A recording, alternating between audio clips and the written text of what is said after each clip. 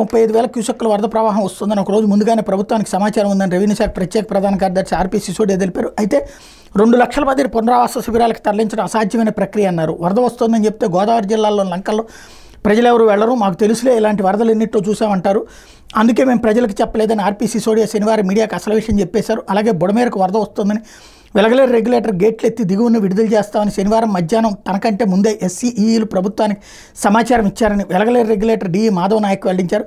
ఆ తర్వాత మధ్యాహ్నం తాను తహసీల్దార్లకు ఫోన్ చేసి విషయం చెప్పానన్నారు. దీన్ని బట్టి తమకు సమాచారం లేదని ఎన్టీఆర్ జిల్లా కలెక్టర్ సురజన్ చెబుతున్న మాటలు అబద్ధమని ఆర్పీ సిసోడియా మాధవ్ నాయక్ మాటలతో తేడతెల్లమైంది. బుడమేరకు భారీ వరద ప్రవాహం వస్తుందని చంద్రబాబు ప్రభుత్వానికి ముందే తెలిసినా దానివల్ల ఉధృతికి భారీగా ఆస్తి ప్రాణ నష్టాలు తప్పవని తెలిసినా వారి నిర్లక్ష్యంగా వరద కుదిలేసింది. తద్వారా 57 నిండు ప్రాణాలు పోవడానికి కారణమైంది.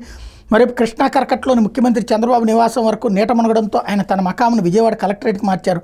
అక్కడి నుంచే బాధితులకు సాయం పేరు తన షో మొదలుపెట్టారు.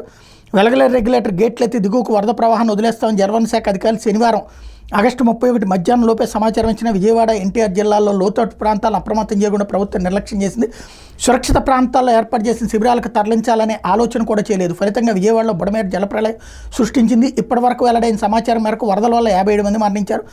6,882 కోట్ల మేర ఆస్తి నష్టం వాటిందని ప్రాథమిక అంచనా వేసినట్లు ప్రభుత్వమే ప్రకటించింది. చంద్రబాబు సర్కార్ ముందే తమను అప్రమత్తం చేస్తుంటే సురక్షిత ప్రాంతాలకు తరలి వెళ్లేవారు అని బాధితులు వాపోతున్నారు అన్నట్టు వార్తని